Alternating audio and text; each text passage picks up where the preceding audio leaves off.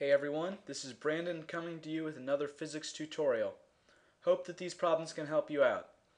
As always, I will be posting a list of all of the equations we have learned up to this point on the webpage, along with the questions I am working to help everyone follow along.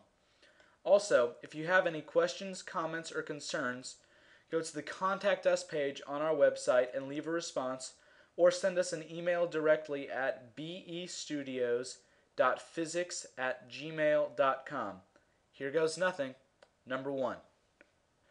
Alright, for number 1 we are given this graphic, and it has two uncharged metal balls, so they're X and Y, and then a third metal ball, Z, which has a positive charge, is introduced to it.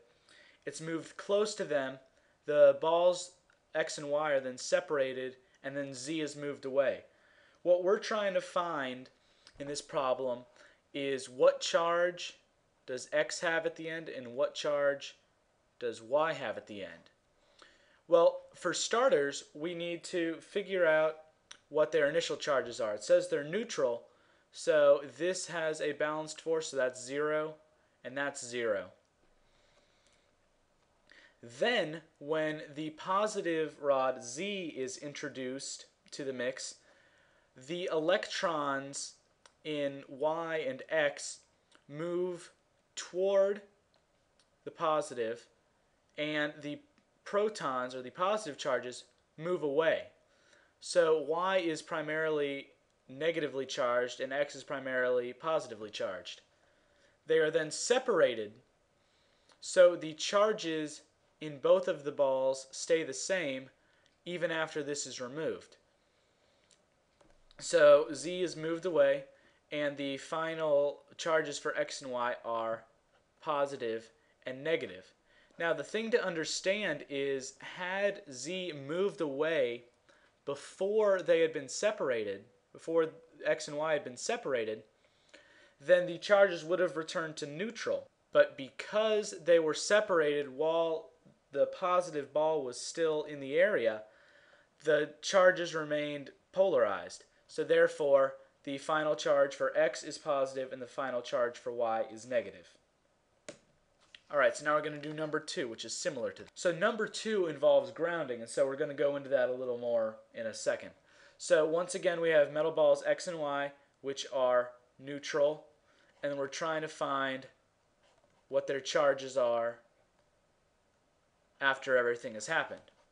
And so first, a negatively charged ball is brought close to these two.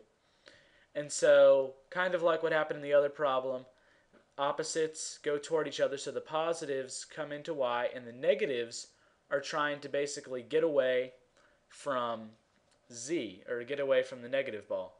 Then, while these charges are like this, a grounding wire is added to the problem. And what this grounding wire does is it allows these electrons further distances to run away through. So, as this negative ball is coming closer to this and just sitting there, the negative charges keep wanting to get further and further away from it. And so what they're going to do is move out through this grounding wire into the ground here, and then the grounding wire is removed. So what ends up happening is that's still positive. This actually ends up becoming positive as well, because the grounding wire, all the electrons from it, are now down here, and they can't get back. So even when the negative ball is removed, the electrons are still stuck down here, so the balls have to remain positive. So once they're separated, both charges are positive. Alright, so easy enough, and now we're going to move on to number 3. In this problem, we are told that a strong lightning bolt transfers about 30 coulombs of electrical charge to the earth. And so, since we can't really do a sketch for this problem, we're just going to go straight into the given for going through the guess method. And so, first thing we can put in there is 30 coulombs. And then we know that the charge of an electron is 1.6 times 10 to the negative 19 coulombs. And you can find that on the equation sheet. So our unknown is the number of electrons. And so in order to find this, we're going to have our charge, which I'm going to represent with a big Q. We've got our charge. And then we know that for every one electron, there is another certain charge. So I'll make that a lowercase q. And now both of these are in coulombs, so the units cancel, and what we're left with is the number of electrons. So we go to substitution, and we've got 30 coulombs over, and then that's 1.6 times 10 to the negative 19 coulombs to equal 1 electron. Those units cancel, and what we're left with is the answer. And so that answer is 1.88 times 10 to the 20 electrons. So that's a quick and easy little one. Hopefully that made sense. Dimensional analysis is definitely helpful in this unit. So now we're going to move on to number 4. Alright, for number 4, once again we're going to be using dimensional analysis. So first things first, we're actually going to draw a sketch. We're given a raindrop with a diameter of 0.5 centimeters, and we're supposed to find the number of free electrons in that raindrop, assuming that every single molecule of water donated an electron. So in our sketch, we're just going to have, say, the clouds, and there is one point that we're going to be using in this raindrop's fall to Earth. And that is the point right as it leaves the cloud before it has started accelerating. Because at that one point, it is a perfect sphere. So we're going to have the diameter is 0.5 centimeters, and the radius is 0.25 centimeters. What we're trying to find is the number of electrons, and so now we're just going to go right into it. So in our equation, first thing that we're going to have to use is the equation to find the volume of a sphere. And so for all you geometry people out there, that's 4/3 pi times the radius cubed. And so if you think about it, the number or the term that we're going to end up with is a cubic centimeter. And so down here in the dimensional analysis, we're going to need a cubic centimeter. Well, the density of water is 1, or 1 gram over 1 milliliter. And the reason I'm looking at the density is because in order to find the number of electrons, we need to find the number of molecules of water. And in order to find the number of molecules of water, we need to find the mass of the water, and then using Avogadro's number and all of those conversion factors, we can then find everything. And so in order to get the mass of the water, we're going to need to find the density, because the density has grams in it.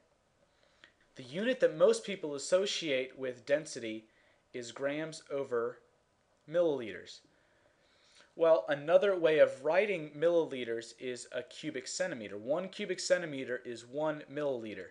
So, and I'm taking this straight from the mouth of my physics teacher, if you watch any of those medical dramas or anything, whenever they ask for 50 cc's of something, that is 50 cubic centimeters, or 50 milliliters of whatever substance they need.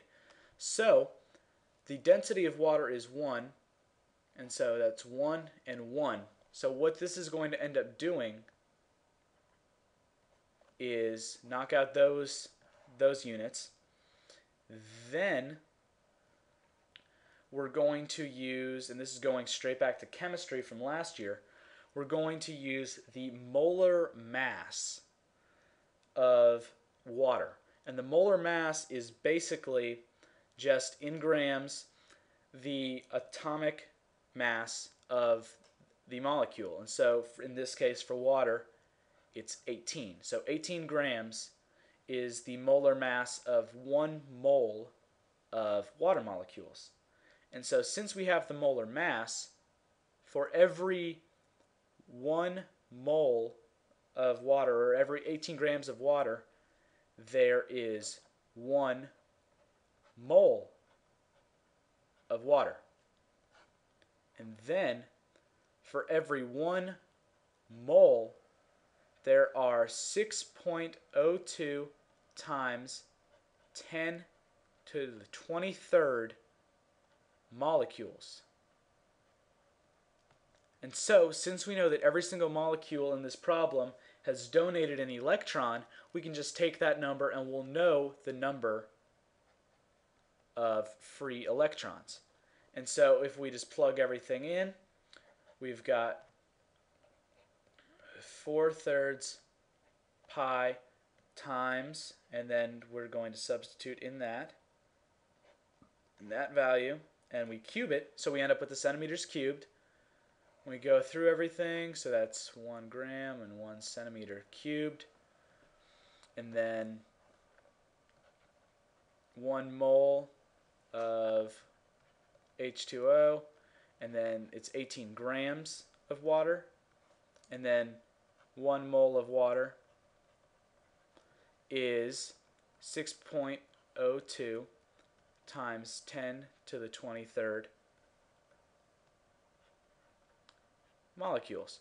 So once you've multiplied all that out and divided, so you multiply by the things on top and divide by the things on bottom, the number that you should end up with is 2.19 times 10 to the 21 electrons. Okay, so now after that we're going to move on to number 5. Alright, for number 5, we're supposed to find how far apart two 1 coulomb charged objects need to be placed so that the force of those two objects on each other is equal to Earth's gravitational force on a 100 kilogram mass. And so we're basically just going to have these two. We're trying to find the r, the distance that they are apart from each other. And so we're going to call that just Q1 and Q2. And the Q is representative of charge. And that has to be the same as a guy with a mass of 100 who is standing on the earth. And please pardon my artistic skills, as always. And we're supposed to find his weight, and that is supposed to be equal to the charge of the, or the force of these. And so for our givens, we are told that the Q is equal to 1 coulomb, and that is the same for both of them, so we can just write it as that. We know that K is 9 times 10 to the 9 newtons times meters squared over coulombs squared. And that's just one of the constants off of the equation sheet that we're going to be needing later on. So that's just where you get that number from. Also, if you can remember from a long time ago, a couple units, well, not a couple, but a bunch of units back, the acceleration due to gravity on the Earth's surface is 9.8 meters per second squared. And we are told that the mass that we're to be working with is 100 kilograms. And so our unknown in this is the r, or the distance between the two charges. And so to begin, we know that we're supposed to find when the charge, or the force of these, the electrostatic force of these, of the charges, is